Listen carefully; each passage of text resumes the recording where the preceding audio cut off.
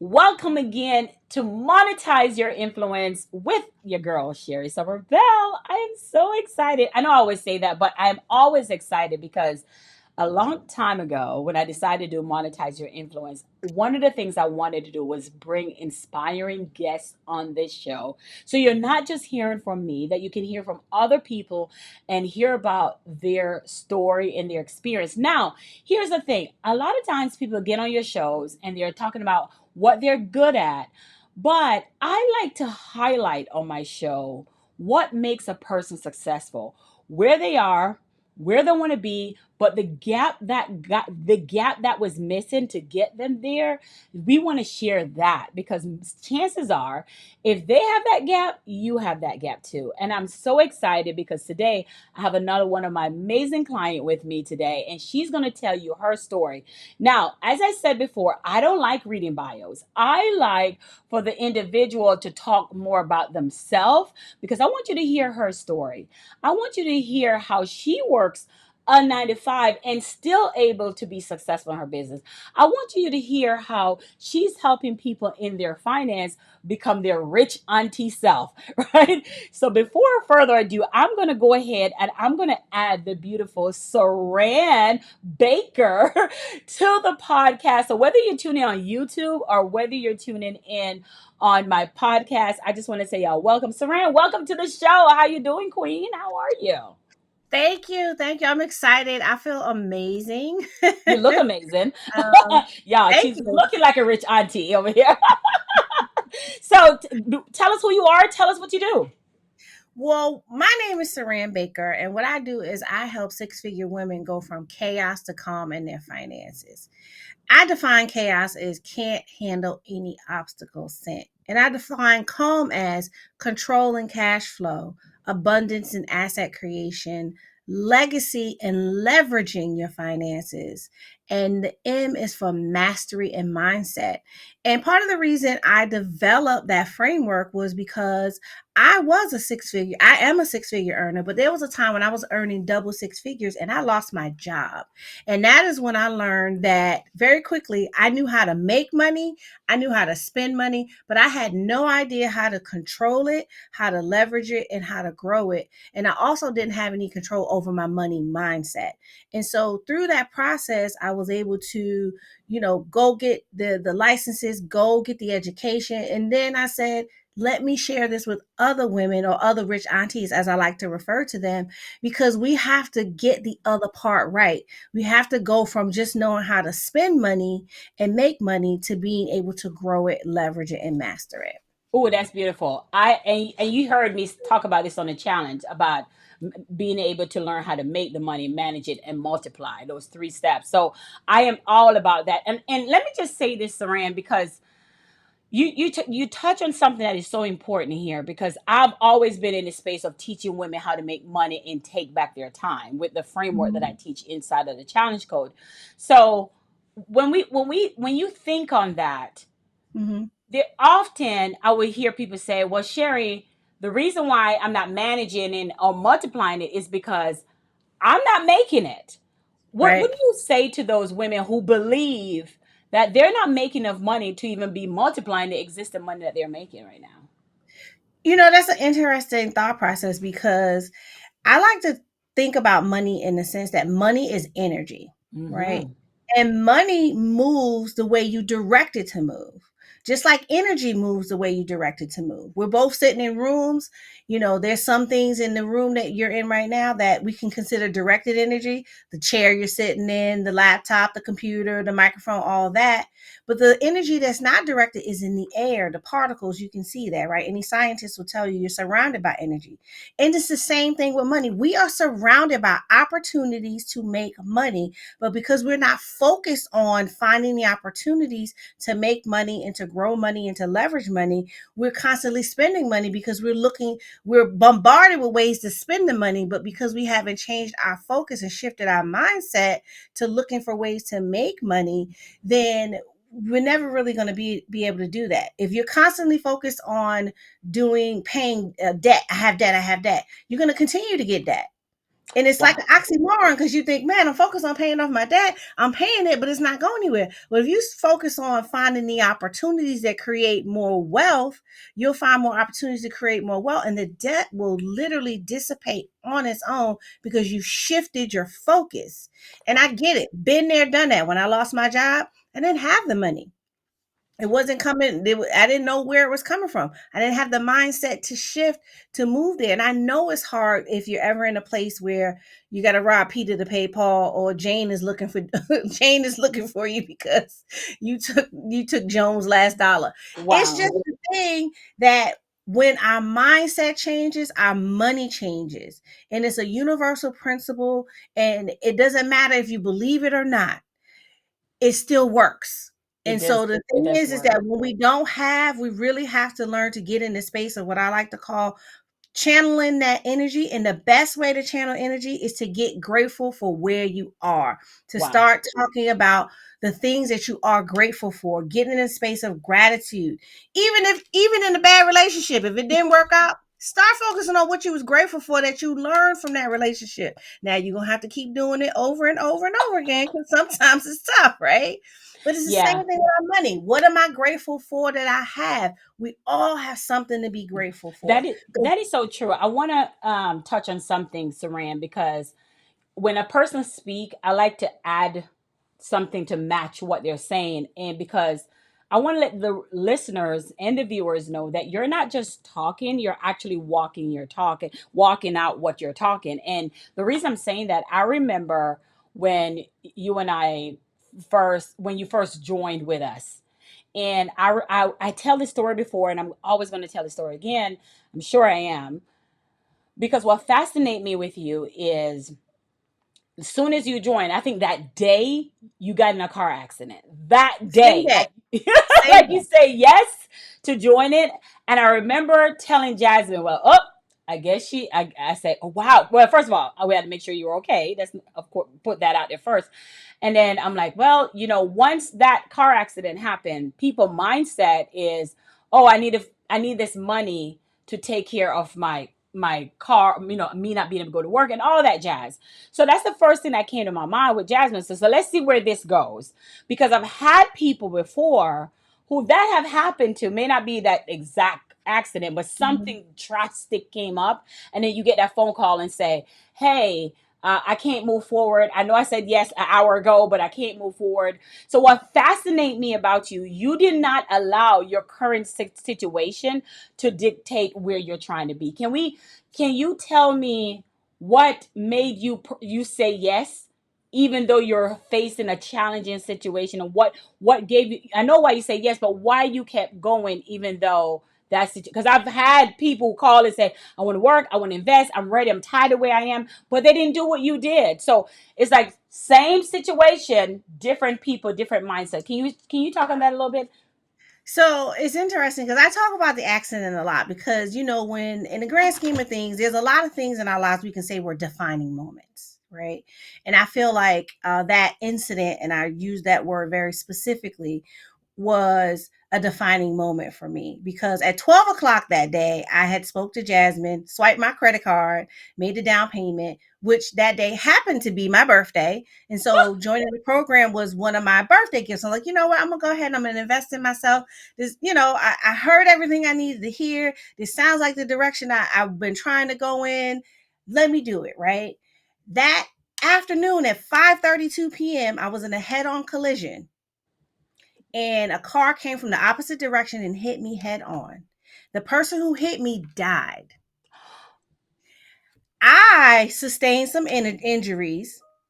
We won't get too spiritual. I know I was on the other side for a while, but God was like, nah, let me push you back down there. You ain't finished yet, right? And when I got out of the car and I realized that the person had transitioned, I was at the ambulance and a whole bunch of things happened, right? And I was there. And when they released me from the hospital that night, 6 or 7 hours later, after a lot of tests and a lot of very expensive tests, I said, two things that's going to happen. One, I'm still having my birthday party tomorrow because I was having a party the next day. And two, I'm not quitting anything because in my mind, I'm going to be home for a couple of months. I might as well have something to do. I got some Wow. videos to watch, right?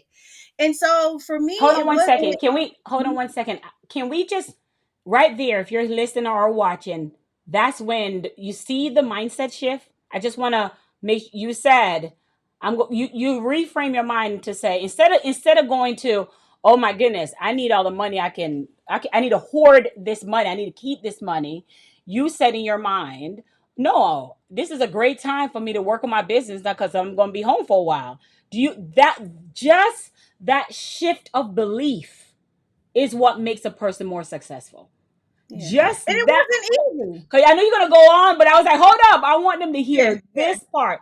That choice of not going to the left and saying no, but going to the right and saying, hey, interesting. I'm gonna be home. Whatever strategy I need to work on to get this business up and running.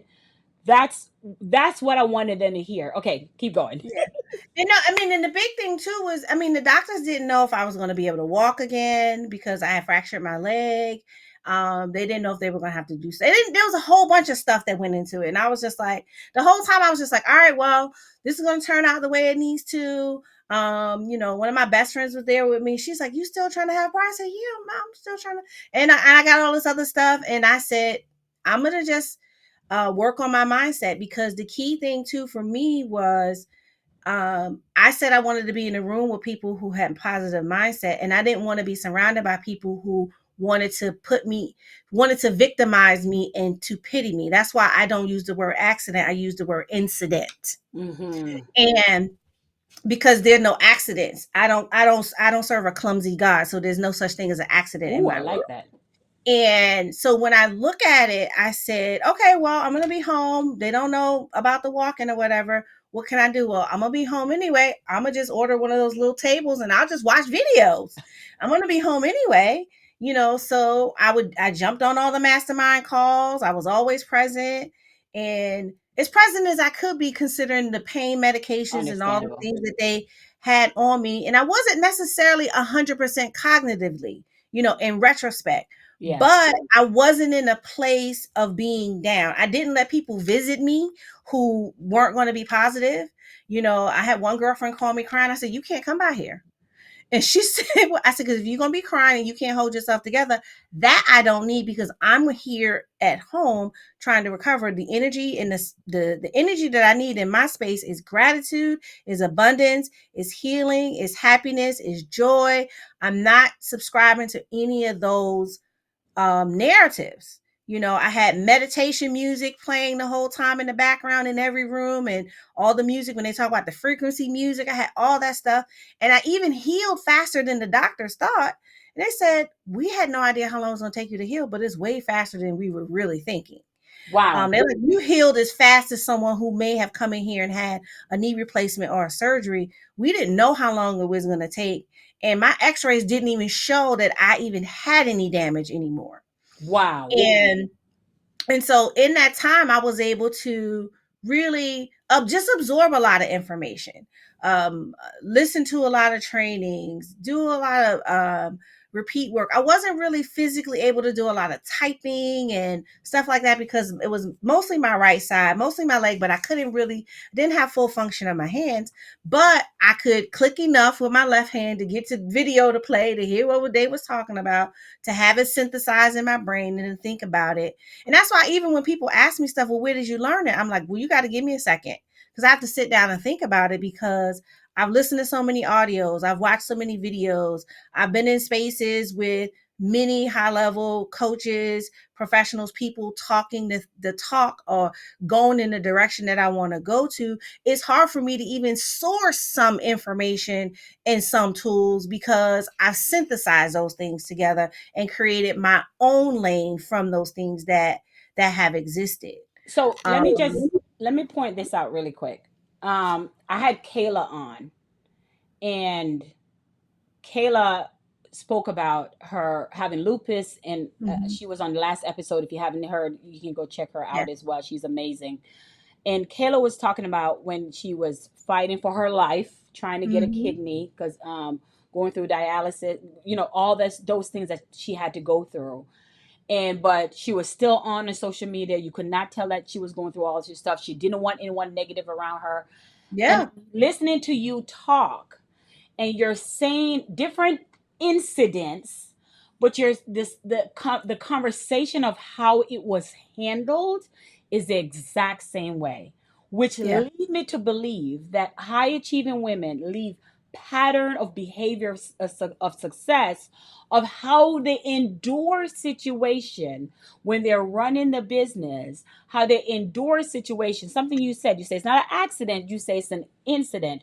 You don't blame other people, you don't blame the situation, you create a positive atmosphere. And said to you off camera, I said to you, I wanted you here because I know is right now our society don't need another 10-step program. They don't need another mindset thing. What they need is a combination of both, as in what mindset do I need to be in when I'm working on this system that I know is going to help me, and I'm just struggling to figure out how it works. And I say, I want you to come on here and you're telling your story of the adversity that you went through this in this situation. And I'm hearing Kayla went through the same adversity, different incidents. But the point Mhm. here is if you can walk away with anything, guys, I want you to walk away with the idea of saying, this is the mindset and belief system that you need to be in as well. Now, I also want to touch on, because we said this offline and I want to make sure remember, I'm watching you grow as you're in the program, and I know that you are an amazing speaker, as everyone can tell. And so speaking was never an issue for you. Mindset was never an issue for you. The middle ground, you have to connect the speaking and the mindset with a system, right? With a system. So y'all, Saran would say she went to this event, and I'm like, well, did you okay, how did you move them from the event to your email list? And it would be like this cricket. It's this crickets. And I'm saying this because you high achieving woman that's listening to me, who know your stuff, mindset is not an issue for you, but you're in that middle where I gotta learn this system, I gotta learn my CRM. Let's talk about that, Saran, because you also hold down a 9 to 5 too, because I know you just had a challenge. So tell me, what is the process you are using to close that gap when it comes to your expertise and using system? How are you overcoming that?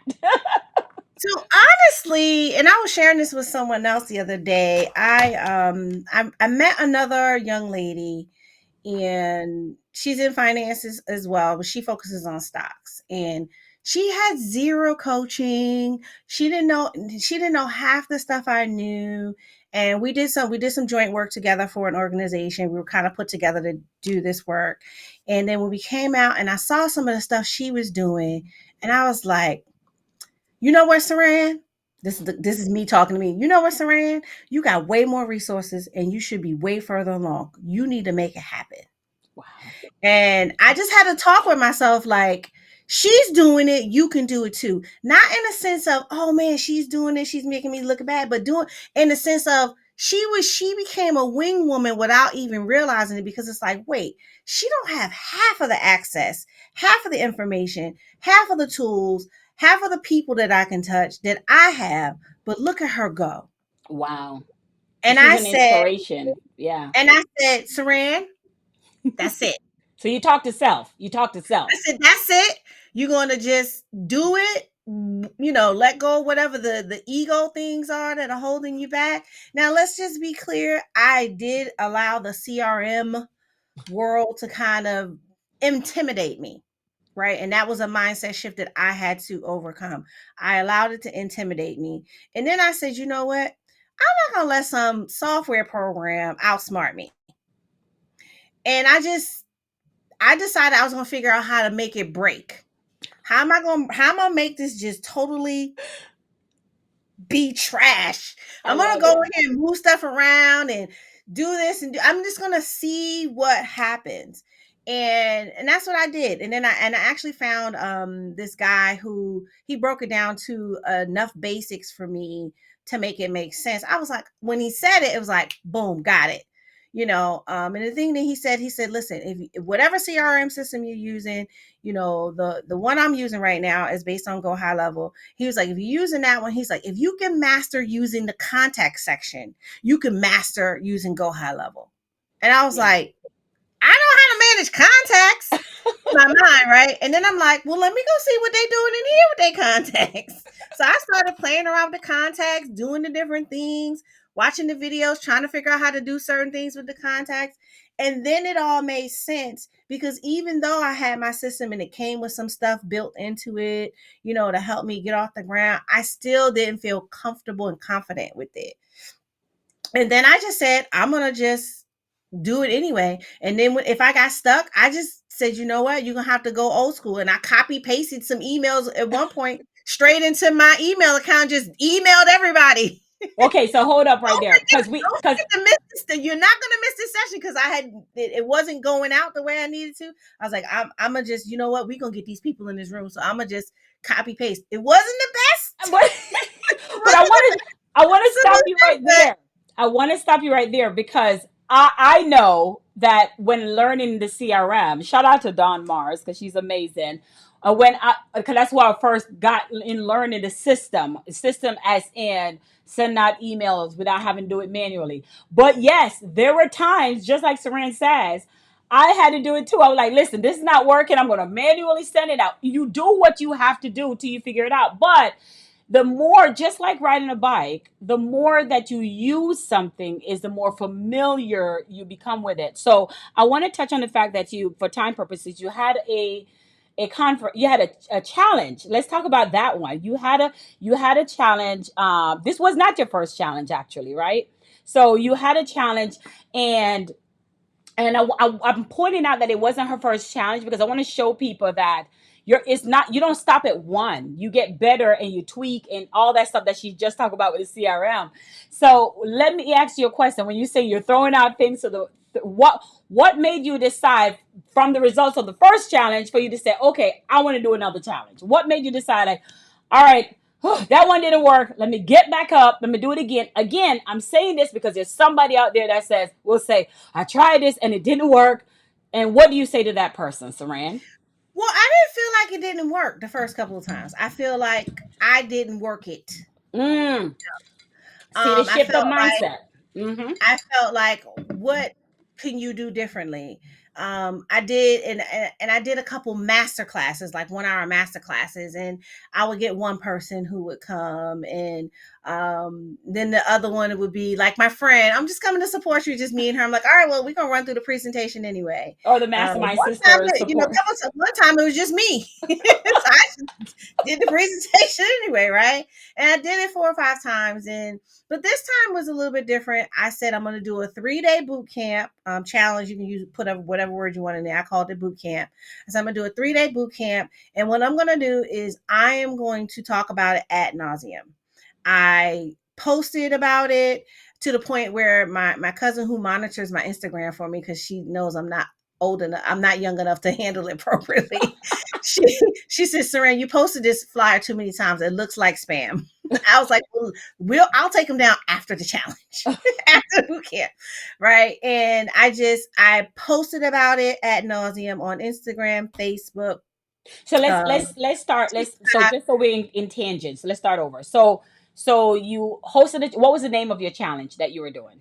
I did a 3-day get out of debt free in parentheses boot camp. Okay, Um, because it was really about getting out of debt, and I used the free, like Monopoly, the free space. You want that money in the free space. free Um, space.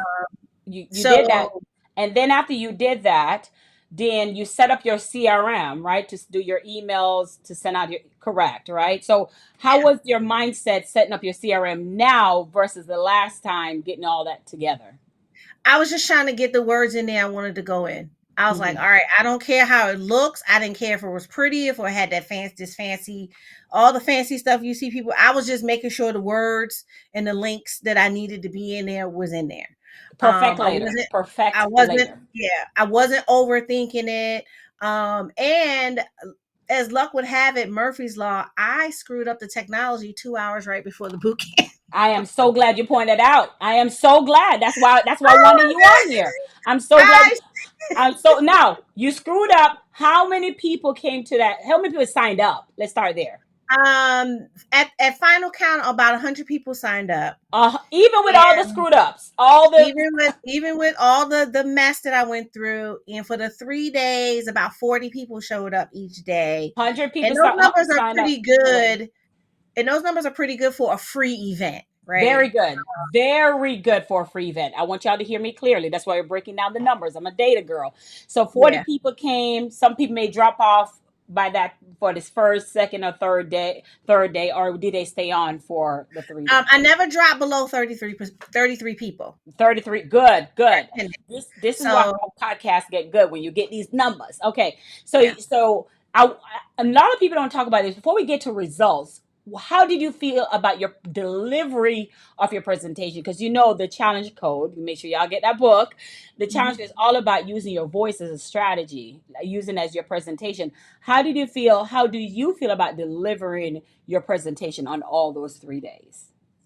Oh, I don't have any issue with delivering a presentation. I'm Oh, we I'm know you I'm don't. Jerry Maguire. Put me in the living room, right? Put me in, It was coach. it was more of the technology stuff. It was more of the, just getting out of my own way, and just remembering that I have something that can help people Ooh, that's change beautiful. their lives. Because, you talk about this, if you had to, and a lot of coaches use the same example too, but you talk about it, if you had to cure the cancer, why wouldn't you sell it to someone? Yeah. Yeah. Right. And your you offer is know like the and, cure to and cancer. Yep. Right. And so if my offer is to cure the cancer of debt, then I'm doing the people that I'm connected to a disservice. It's not even the world, because there's so many coaches and people doing different things, because we all can't touch the same people. We all don't Mm-mm. touch the same people. And so, but if I have that cure and you have access to me, and then 5 years from now you come to me and it's, you're on your last leg, or you're going out, or whatever you want to call it, and I'm like, I had this thing, I never did it because whatever my excuse was, and you people would look at you like, you could have saved my life Yep. and you didn't open your mouth, and all you had to do was tell me about it. And Yes. so that's why I said, let's do it, right? So I did it. So the Saran, presentation part was easy. that's how I felt about even writing the book. You just kind of, I know we're almost at the end, but you talk. That's how I felt. Like I have to get this book out. Like I have to get the challenge code. Like if something happened to me, and God called me home and said, "Did you write that book?" I want to be like, say yeah. Or did you host that challenge? Did you do that masterclass? Did you have that conference? All that thing that God has laid on your heart, and you questioning, should I do it? God, if He told you about it, Mm-hmm. do it. Now let me ask you a question. What was the results of your challenge? Tell us the numbers. For 40 people, 33 amount of people may or may have showed up. What was the results of that? So I made an offer for people to join my Unblocking Your Path to Wealth Academy, and 10 people paid and took the offer. Woo! Um, Another 20 people still took a second offer, which was to set up an appointment to review their finances, to just get the get out of debt roadmap. They didn't want the additional education. So essentially, 30 of the 33 people who were on every day are in the process of, or have accepted the offer, or in the process of being solidified. Wow, I think, oh my goodness, I wish I had a button where I can cheer you like, yes. I wish I had that button that can when I now, mind you guys, I want to let you know that while she's having a conference, my mom is retiring and my book is launching. So while she's having her challenge, her 3 day challenge, my book is launching and all this stuff. Now, what would you say? How has it being in our coaching program has helped you with be creating that process of launching that challenge over the years? Well, it's helpful to be in the coaching program, because you see other people doing it, or Mm-hmm. and you can learn from other people's mistakes. And then a lot of people don't really even think about it, but there's nothing new under the sun, right? But there is your version of it. Love And that. so you get inspiration from other people, and you may not do things exactly, you're not going to do things exactly how someone does it. You're going to do it your way. Yep. But you can get inspired by seeing, that someone does like for me, there's a person that I follow. When he does his challenges, he does a welcome call Hmm. the day before. So I said, well, let me do it. I'm gonna do a meet and greet. And all we did was do a meet and greet. And we chatted about some things. And then because when we get into the boot camp, we just working. We Yep. don't have time for niceties, right? And as women, we want to be connected. And so that when those women came in on day one of the boot camp, many of them had come to the meet and greet. And so now they're familiar. They're talking to each other. They're like, oh yeah, but what about this?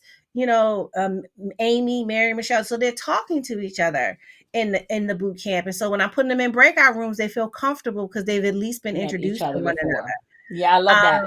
I love that. Would you say you said 100 people sign up. Let's pretend like for for fun's sake, all those 100 people is on your calendar, right? They sign up for a free call with you, right? And again, not 100 people show up, so 40 of those we call those sits, right? 40, you had 40 sits. Would you say that having the 3-day challenge saved you those 40 hours of those sits? What would you say? How much time would you say you get back? Because that's the idea of doing a challenge, is to be able to showcase what the offer is all about, showcase you as the authority, but also give you time and freedom back, because you don't have to talk to 40 people. Explain that and how that was beneficial to your business. well, I love it because I leveled it up a little bit too. Because not only did I do the 3-day challenge to get the people in to talk to them, I brought in two other financial experts with me so that when it was time to follow up, I assigned all the follow up to them. Ooh, And what they did, because we're all licensed, we're in the same agency, and when they close the deals, they just gonna cut me back 50%. I don't need 100%. I don't want to do all that work. So because I work full time, I said I have to find a way to do I love this it. where I'm not going to be continuously working. And so I found someone. I have people who are just as smart. They don't want to be the face, they don't want to do the talking, they don't have the time to do that, but they can meet with the people one on one. Okay, great. You gonna meet with the people one on one. I'm gonna do the challenges. I'm gonna keep having challenges, bringing people in, and that doesn't mean I don't interact with my clients because I am leading my academy. But when it comes to some of the nitty gritty stuff, I am of the mindset of leveraging the time of other people as well, so that I can continue to live my rich life, which allows me to travel, to have fun, and to engage and to go to conferences and go to see beautiful places around the world that are spiritual and amazing. And so I realized that was a mental block for me because I said, if I do a challenge and all these people show up, then I'm gonna have to meet with all these people afterwards. And I didn't want to do that. And so I solved for that problem too. Ooh, I love also, it. I also solved for the problem that when I was meeting with people one on one, they wouldn't some would drop off because they wouldn't do the data form. Well, we did the data form on the challenge. So Oh, come through, girl. Come through. so I was in the mindset of how can I solve my client's problem, but I can also solve my business problems and create some efficiencies. I love it. I'm so proud of you. Oh, I'm like a proud coach. Now, Saran, I have two more questions for you. But number one, if someone was interested in joining our program or Virtual Selling Freedom Academy, which your second year is in the program, what would you say to them? Join. Why not? I love you. Y'all, I know you're on podcast. You can't see her face. You should see her face. What have you got out of the program since you've been? I love you. Since you've been in Well, there. the thing is you get out of any program what you go looking for, Yeah. and you create the opportunity. And so there's so much more to be received. And the big thing is that, and some of the people in the community showed up. So some of the 100 people, are supporters. So, Yes. or in the same industry. So I'm not expecting that there's going to be a potential sale in that way, but there might be a potential collaboration in the future. So there's a lot of different ways to look at it. But at the end of the day, when you join a coaching program or a mastermind or masterclass, or you get with someone who's ahead of you in where you want to be, your job is to follow the breadcrumbs until you're ready to create your own breadcrumbs. I love it. Because Ooh, beautiful. we a lot of times we are and I have my clients say this: I am the magic, you are the magic, right? And your coach is coming to help you wield your wand of magic in the right direction as you learn to practice what they've already done. And so if Wow. you don't have a coaching program and you're thinking about it, I say start where you are. And if you think about the money in the sense of I don't have it, well, how will you have it? If Yeah. we're not putting things there. A lot of my clients will say, "Oh, I can't afford to invest." Well, you can't afford not to invest Yeah. if you don't have the money. You can't afford not to get certain insurance products if you can't afford it, because we have to get ahead of ourselves and do things that our future self is going to be thankful for us doing Later. I love it. Saran, now. we have 1 minute. I want to, I know you have your rich auntie. You have a gift for us for people who have stayed around and has listened all the way up to this point. Tell us about your rich auntie gift that you have for us. Well, Well, you can go to my website and it'll be linked in the show notes to get the Okay. Rich Auntie Wealth Guide. And it's something that will assist you on your financial journey and showing you how you can live your rich life. Love it. How can people get in touch with you? This has been such an amazing time talking with you. I didn't want to just talk about how great you are because you are so wonderful, but I wanted the people who see that successful people like yourself, we all go through the same struggle of trying to figure it all out. It's just how we respond to it. How can people stay in touch with this type of energy that you have? How can they stay in touch Well, with you? well, you can connect with me. I have a YouTube channel. You can find me at Saran Baker. I go live every Monday at 8:30 p.m. I'm going to be recording and dropping some pre-recorded series in the coming weeks. But you can also follow me on Instagram, and that is, and you can find me at the real Saran Baker, because I don't know who the fake Saran Baker is, but my name wasn't available, so you can find me at the real Saran Baker on Instagram. You can find me on Facebook at Saran Baker, and you can find me on those platforms. But the thing is get in the room, get in the space of receiving, so that one day you can be not just a receiver but the giver. Love it. And with that being said, I am just so excited. Serena, again, thank you for being here. Listen, rich aunties, all of that stuff. Her information will be in the show notes. I appreciate you guys tuning in. I appreciate you listening to Saran. I hope you take away her story from here and that gives you hope and inspiration to launch your path to success. Again, it's your girl, Sherry Summer Bell. Talk to you soon.